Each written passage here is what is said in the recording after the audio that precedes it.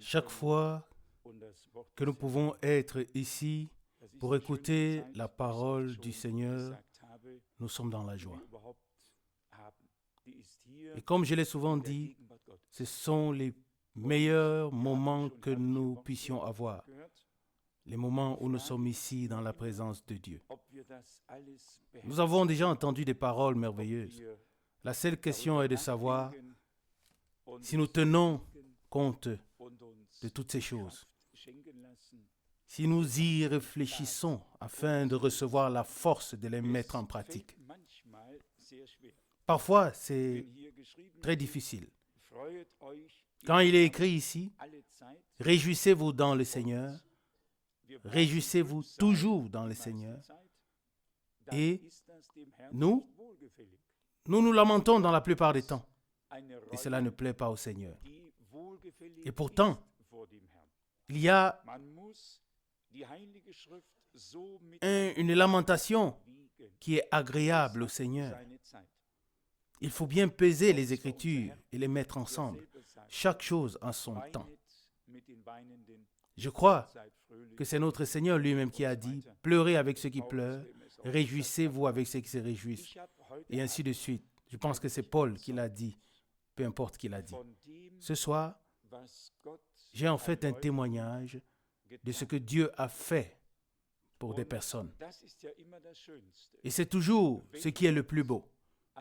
Lorsque Dieu agit encore en des personnes.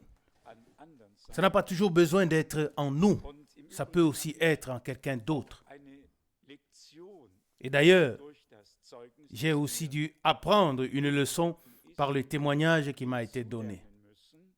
À savoir que d'ici devant, on ne peut absolument rien dire de ce que l'on a expérimenté quelque part. Avant qu'on ne se rende compte, la chose est déjà arrivée ou retournée chez le concerné qui a donné les témoignages et on se retrouve dans une situation difficile. Le dernier week-end, j'ai dit, c'était le dernier week-end? Le dernier week-end, j'ai dit à quelqu'un que j'étais en visite en Belgique. Et comme c'est souvent le cas, même si les gens ne sont pas ici, ce n'est qu'une question d'heure. Et alors tout le monde est au courant. Il y a malheureusement aussi un téléphone dans le pays, dans d'autres pays aussi. Alors on peut se retrouver rapidement dans les difficultés. Mais avec l'aide de Dieu, on peut quand même bien gérer les choses. Dans tous les cas, j'ai entendu l'un des témoignages les plus glorieux de la part d'un frère. 5 hommes sont venus dimanche après-midi, dont justement ce frère dont il était question. Et en quelques minutes, nous avons pu dissiper les malentendus. Dieu nous en a fait grâce. Nous n'avons pas l'esprit de dispute, mais l'esprit de paix. Et nous pouvons plus gérer les disputes que les créer. Il y a certaines personnes qui le comprennent dans le sens contraire, mais il y a des personnes aussi qui sont destinées à apporter la paix.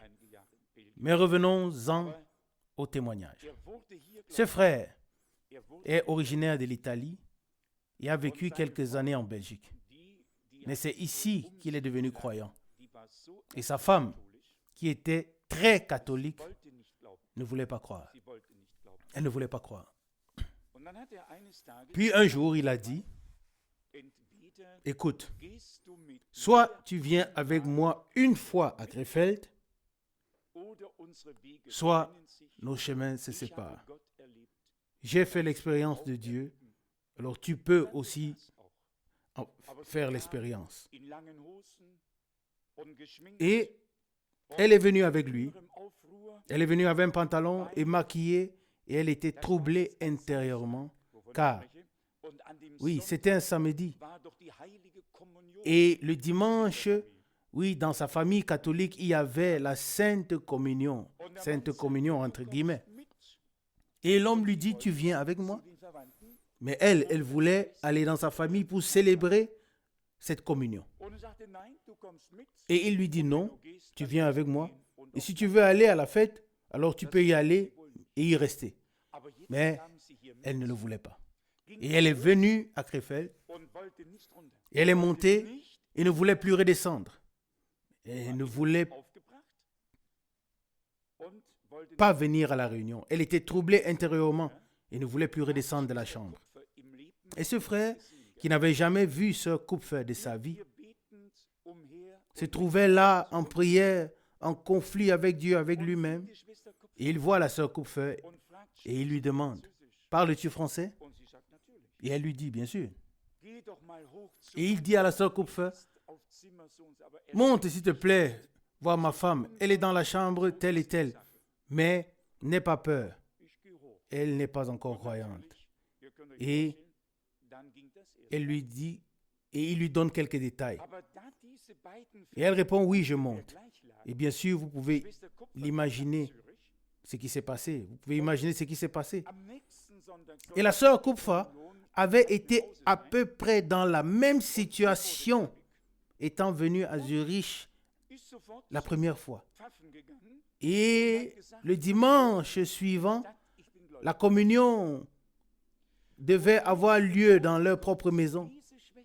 Elle, étant devenue croyante, elle est immédiatement allée voir le prêtre et pour lui dire, la communion n'aura plus lieu. Je suis devenue croyante.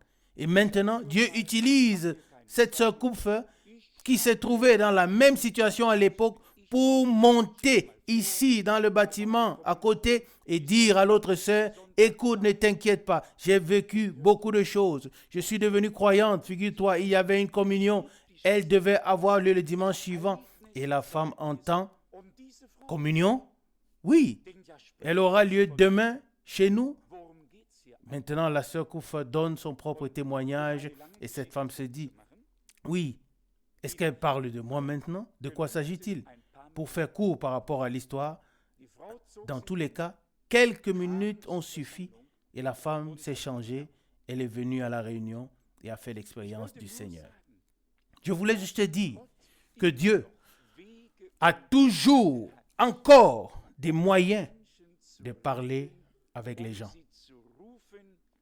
Il a les moyens pour les appeler, pour trouver le ton juste et les bonnes personnes pour parler avec ces gens. Amen. Quand on entend de tels témoignages, alors intérieurement on est dans la joie. Car toute la connaissance, tout l'enseignement, oui, c'est certes précieux, mais le plus précieux demeure les âmes, car les âmes valent plus que le monde entier. Et j'étais vraiment très reconnaissant pour les témoignages que j'ai entendus ici ce dimanche après-midi. Et nous voyons que le Seigneur agit encore. Parfois nous pensons, oui, il ne se passe rien dans nos familles, dans notre entourage et autour de nous, mais Dieu agit encore. Nous sommes encore dans le temps de la grâce. Des gens sont encore sauvés et trouvent le chemin qui mène au Seigneur, sont pardonnés et trouvent ainsi la paix avec Dieu. Personnellement, cela m'a beaucoup interpellé. Que des gens trouvent encore leur salut et leur béatitude dans le Seigneur. Et pour cela, chaque service divin devrait avoir pour but que le Seigneur puisse se révéler en des personnes.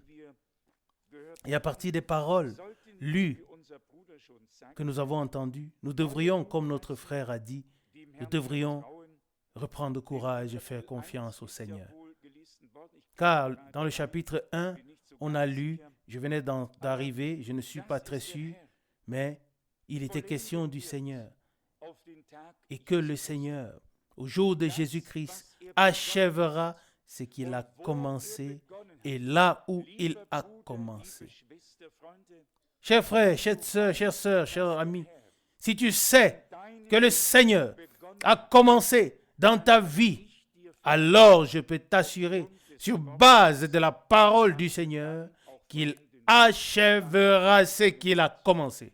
Amen. Et si nous le savons, alors nous nous reposons alors dans la foi, dans le Dieu vivant, et nous ne tâtonnons pas dans l'incertitude, mais nous avons ancré notre foi qui ne dépend pas des circonstances, mais qui est ancrée dans ce que Dieu a fait en Christ. Amen. Au verset 6, il est dit dans Philippiens chapitre 1, « C'est pourquoi je suis persuadé que celui qui a commencé cette bonne œuvre en vous, alléluia, la rendra parfaite pour le jour de Jésus-Christ. » Amen. Je répète, si nous savons et nous avons expérimenté que le Seigneur a commencé son œuvre en nous, alors nous avons la certitude qu'il l'achèvera le jour de Jésus-Christ. Pas en ton jour. Tu te fixes une date et dis, « Oh, cher Sauveur, je ne peux plus, ceci et cela doivent se produire à tel moment. » Non, ce n'est pas ce qui est écrit ici. Ici, il est écrit au jour de Jésus-Christ.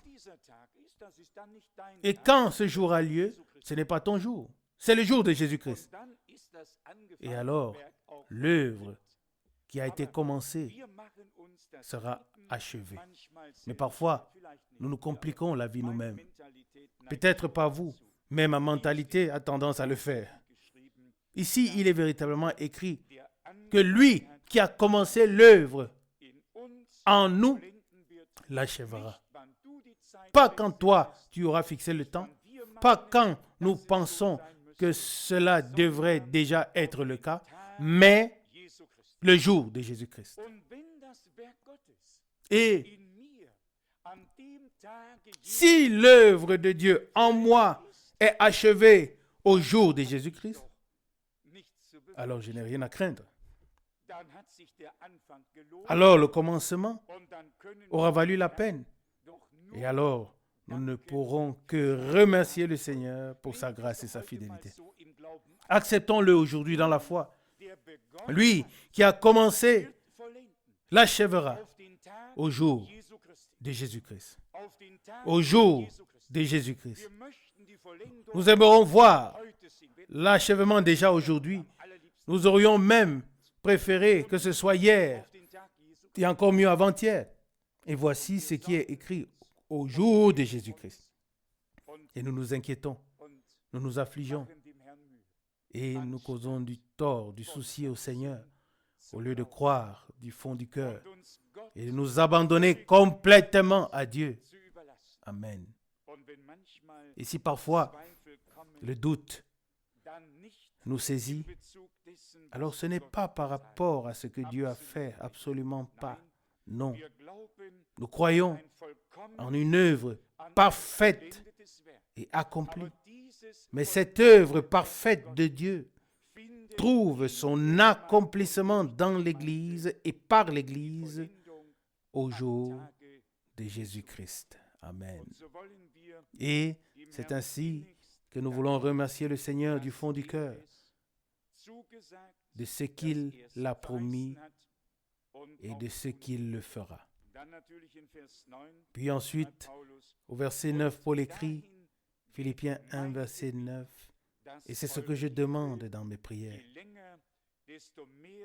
Et ce que je demande dans mes prières, c'est que votre amour augmente de plus en plus en connaissance et en sensibilité, pour que vous discerniez ce qui est juste. Faisons de cela notre sujet de prière. Que ce soit notre prière. C'était la prière de Paul. Et il dit, ce que je demande dans mes prières, oui, ma prière aussi ce soir. Notre prière à tous ce soir est que notre amour augmente de plus en plus en connaissance et en sensibilité. Qui a de la sensibilité? Que Dieu nous le donne. Vraiment une sensibilité affinée.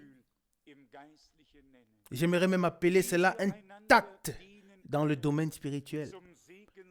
Comment pouvons-nous nous servir les uns les autres, être une bénédiction les uns pour les autres, dire ce qui édifie les autres? C'est ce qui nous a été lu dans le dernier chapitre. Et il est dit dans Philippiens chapitre 4, au verset 8, il est dit, à partir du verset 8, au reste, frères, tout ce qui est vrai, tout ce qui est honorable, tout ce qui est juste. Amen. Si nous pouvions seulement prendre ces trois choses, dire seulement ce qui est vrai, non pas ce que nous pensons, mais ce qui est vrai, ce qui est honorable et ce qui est juste. Mais qui peut le faire? Qui peut être juste? Mais Dieu pourra nous aider aussi à cela. Et dans la suite, il est dit, ce qui est pur, ce qui est aimable, ce qui est irréprochable, ce qui est vertueux et digne de louange, soit l'objet de vos pensées. Que toutes ces choses soient l'objet de vos pensées. Nous remarquons comment l'apôtre, par l'Esprit de Dieu, a attiré l'attention sur les choses et les a soulignées. Les choses qui ne peuvent que profiter à chacun. Si nous disons ce qui est vrai, ce qui est honorable, si nous faisons régner la justice, ce qui est pur, ce qui est aimable, irréprochable, et si nous avons toutes ces vertus, quelque chose de louable, que ces choses soient l'objet de nos pensées. Nous devons également prendre cela à cœur. Nous devons savoir ce qui est important. Nous devons savoir ce qui édifie et ce qui détruit. Nous devons comprendre ce qui rassemble et ce qui divise et déchire. Et à partir de là, nous reconnaîtrons l'esprit qui nous anime. Si c'est l'Esprit de Dieu, alors, comme nous l'avons lu, c'est comme un fil, oui, comme un maillon qui s'entremêle à l'autre. Ainsi sont les choses autour de nous. Et nous remarquons que Dieu bénit et peut nous utiliser pour la bénédiction. Là, il n'y a pas de querelle. Là, il n'y a pas de manie de vouloir avoir raison. Là, il n'y a pas d'entêtement. Chacun est attentif à ce qui appartient à l'autre afin de devenir une bénédiction les uns pour les autres. Amen. Verset 6. Philippiens 4. Ne vous inquiétez de rien. C'est ce que je voudrais retenir en premier lieu. Verset 6. Ne vous inquiétez de rien, mais en toute chose, faites connaître vos besoins à Dieu par des prières et des supplications, avec des actions de grâce. Amen. Oui, c'est pour cela aussi que nous sommes ici ce soir, pour présenter nos requêtes à Dieu par des prières, des supplications et liées avec des actions de grâce. Amen. Et puis vient le résumé au verset 7.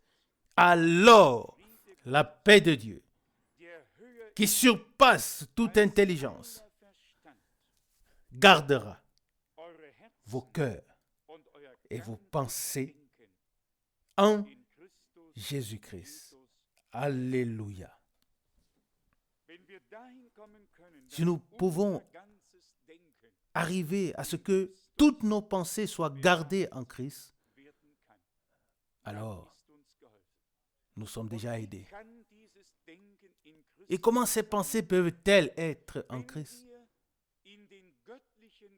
Si nous pensons selon les pensées divines, si nous pensons ce que Dieu a pensé, c'est ce qui est écrit. Ayez les pensées, les sentiments qui étaient en Jésus-Christ, selon Philippiens 2, 5. Les mêmes sentiments. La paix de Dieu qui surpasse toute intelligence. Oui, l'intelligence argumente. Et voilà que vient la discorde et les disputes. Mais la paix de Dieu est plus grande que tout argument, plus grande que tout ce que nous pourrions dire ou apporter. La paix de Dieu remonte jusqu'à Golgotha, là où Dieu a fait la paix avec nous. Il a apporté la paix à ceux qui étaient proches et il a apporté la paix à ceux qui étaient loin. Il a brisé le mur de séparation et a fait de nous des artisans de la paix, ce qui procure la paix. Nous l'avons assez souvent lu, Éphésiens 2, verset 15. Et cette paix de Dieu, il s'agit bien de la paix de Dieu.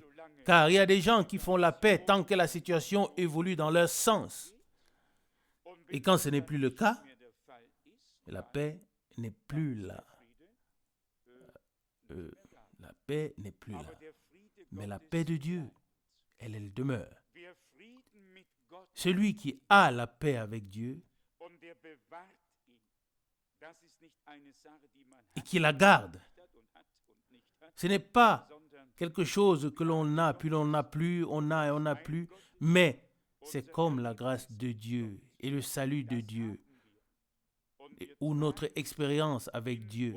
Nous l'avons et nous la portons en nous. Alors, la paix de Dieu, non pas une paix, mais la paix de Dieu qui surpasse toute intelligence d'homme, cette paix régnera sur nos cœurs, sur nos pensées, sur nos sens, sur tout ce qui est en nous.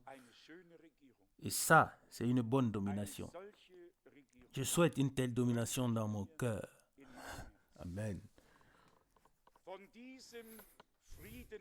De cette paix de Dieu qui est comme un fleuve qui se déverse. Et il est dit dans le prophète Ésaïe, « Oh, si tu étais attentif à mes commandements, alors ta paix sera comme les vagues de la mer. » Ésaïe 48, verset 18. Verset 7, Philippiens 4.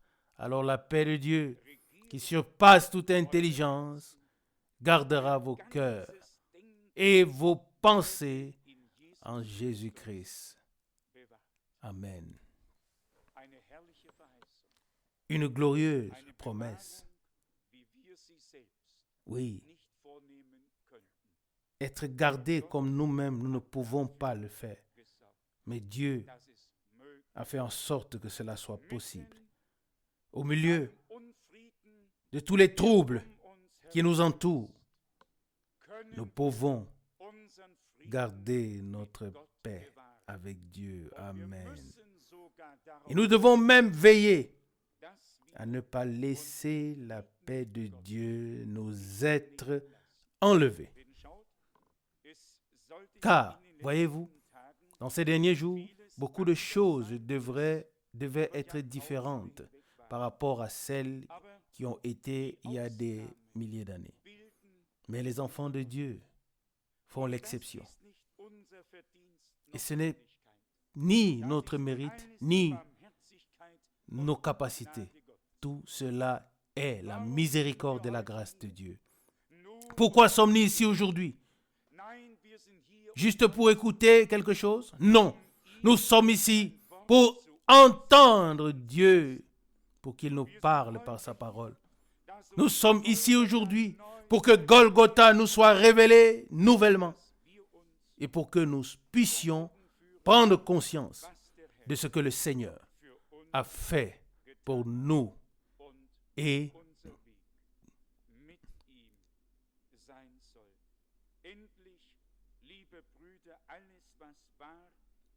pour prendre conscience de ce que Dieu a fait pour nous et de la voie que nous devons suivre avec lui. Verset 8, Philippiens 4.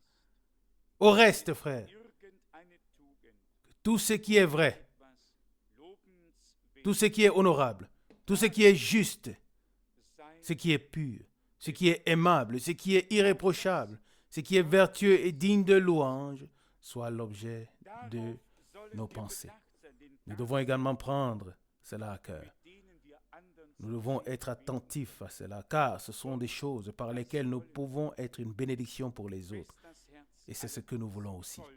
Car c'est de l'abondance du cœur que la bouche parle.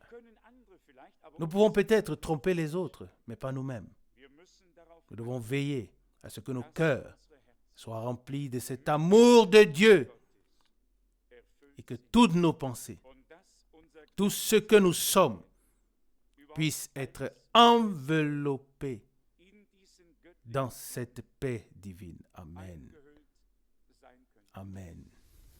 Verset 9, chapitre 1, Philippiens, chapitre 1, verset 9. Et ce que je demande dans mes prières, c'est que votre amour augmente de plus en plus en connaissance et en sensibilité, pour le discernement de ce qui est juste, afin que vous soyez purs et irréprochables pour le jour de Jésus-Christ, pleinement équipés du fruit de la justice qui croît par Jésus-Christ pour la gloire et la louange de Dieu. Amen. Le week-end dernier,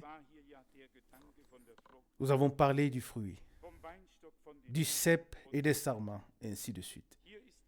Ici, il est à nouveau question de porter les fruits, savoir ce qui est juste en toutes choses. Nous ne pouvons pas le faire de nous-mêmes. Non. Nos décisions nous trompent. Notre jugement nous trompe.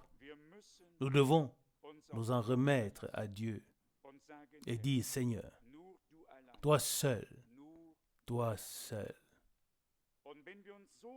Et si nous nous confions ainsi au Seigneur, et si nous disons avec le compositeur de cantiques, plus de chemin, ni de volonté propre, que toi seul tu puisses décider, alors Dieu le fera certainement, sans que nous n'ayons besoin de beaucoup de paroles. L'amour de Dieu doit grandir de plus en plus. Et nous ne devons pas non plus manquer de connaissances et de sensibilité. Tout cela doit être là. Et que nous puissions discerner ce qui est juste en toutes choses. Non pas seulement dans certains cas, mais en toutes choses. Dieu nous amènera à ce niveau. Que nous puissions en toutes choses trouver ce qu'il veut dire ici. Je le crois, parce que nous avons introduit notre volonté dans la sienne. Il ne peut en être autrement. Nous cherchons la volonté de Dieu. Nous disons, nous crions, que ta volonté soit faite dans ma vie. Et il est certain que chacun d'entre nous a déjà dit à plusieurs reprises au Seigneur, notre vie n'a pas de sens et de but. Notre vie n'a de sens et de but que si elle est au service de Dieu. Cela vaut pour les frères et pour les sœurs de la même manière. Nous sommes là pour être à la disposition de Dieu. Le service de Dieu ne se fait pas seulement ici par la prédication. Nous servons Dieu tout le long de notre vie. Et si nous prenons cela à cœur, Et si nous savons, partout où Dieu nous a placés, nous devons être à sa disposition, à son service, et il nous le donnera et nous l'accordera. Verset 10, pour le discernement de ce qui est juste en toutes choses. Je me le souhaite. Je me le souhaite à moi et je le souhaite à chaque véritable enfant de Dieu. Que ces paroles ne soient pas seulement écrites ici, mais qu'elles puissent devenir une réalité dans la vie de chacun d'entre nous par grâce. Toi et moi, nous ne savons parfois pas quel chemin Dieu a prévu pour nous. Nous nous disputons parfois avec lui plus violemment que d'autres ne l'ont fait. Mais c'est peut-être seulement une question, oui, quelque chose pour ceux qui ont un service à accomplir. Tous les autres marchent sur le chemin avec Dieu sans trop de soucis. Il est dit ici au verset 10, pour le discernement de ce qui est juste en toutes choses, afin que vous soyez purs et irréprochables pour le jour de Christ. Vous remarquez la différence entre la formulation « jour du Seigneur » dans tous les autres passages de la Bible. Et ici, il est question du jour de Christ et non du jour du Seigneur. Le jour du Seigneur est déjà le moment où le jugement se révèle. Le jour du Seigneur est un jour terrible. Mais le jour de Christ, c'est notre jour. Le jour que nous attendons. Le jour où notre Seigneur reviendra pour nous prendre avec lui. Et le jour du Seigneur, c'est le jour qui se révélera dans le feu et le jugement de tous les impies. Comme les hommes de Dieu ont bien formulé cela par l'Esprit Saint. Je me réjouis toujours de voir cette trace dans la parole de Dieu. Avec quelle précision, j'aurais presque dit, comme si l'Esprit de Dieu les avait dictés. En effet, il a dicté. En effet, c'est lui. C'était en effet une inspiration directe. Ainsi, nous devons être présentés sans reproche, sans tache, sans ride, le jour du Seigneur Jésus-Christ. Jean avait déjà vu la multitude parfaite, oui, achevée dans la gloire. Et pourquoi ne serions-nous pas là, nous aussi? Et dans un des sceaux, Frère Branham a dit la chose de la manière suivante, que chacun reconnaisse que son nom est également écrit dans le livre de l'agneau. Et j'ose dire que tous ceux à qui ces choses ont vraiment été révélées par l'Esprit doivent appartenir à Dieu. Sinon, le lien n'existerait pas. Nous avons la même relation avec Dieu que celle que Frère Branham avait par l'Esprit de Dieu et dans laquelle il a été introduit dans les mystères. Et nous sommes introduits dans la même parole, dans les mêmes mystères, par le même esprit. Amen. Et ce que les grands hommes de Dieu ne savaient pas, n'importe quel oncle, quelle tante, s'ils sont des enfants de Dieu, ils le savent et peuvent le savoir aujourd'hui et le recevoir dans leur cœur comme une révélation divine. Ici, ce soir, il y a assez de personnes qui en savent plus que tous les réformateurs et tous ceux qui ont été les plus reconnus. Tout cela par la grâce de Dieu. Oui. Qui? La grâce de Dieu qui leur a été accordée d'avoir les choses cachées qui leur ont été révélées. Quelle grâce de pouvoir vivre dans cette époque. J'espère qu'un jour, nous pourrons vraiment mesurer ce qui nous a été donné. Lorsque nous prendrons pleinement conscience de ce que Dieu nous a réellement donné, à savoir de grandes choses merveilleuses. Et celui qui a commencé l'œuvre l'achèvera au jour de Jésus-Christ. Et c'est le jour vers lequel nous marchons. C'est le jour que nous attendons. Et nous n'attendons pas en vain. Le jour vient et le Seigneur vient. En ce jour, pour être glorifié parmi les siens et trouver l'admiration de tous ceux qui ont cru en lui. Et personne ne sera déçu. En attendant, nous pouvons tous être déçus. De nous-mêmes, des autres, peu importe. L'important est que nous fixions nos regards vers l'avant. C'est exactement ce que Paul dit dans l'Épître aux Philippiens au chapitre 3. Oubliant ce qui est en arrière et regardant à ce qui est en avant, regardant au but. Philippiens 3, verset 13. Et c'est ce que nous voulons faire ce soir, dans la foi. Comme ce serait beau si le cœur de chacun de nous s'ouvrait et que nous puissions dire un merci au Seigneur. Pas forcément avec beaucoup de paroles, mais du fond du cœur. Que Dieu nous fasse grâce pour cela. Amen. Amen.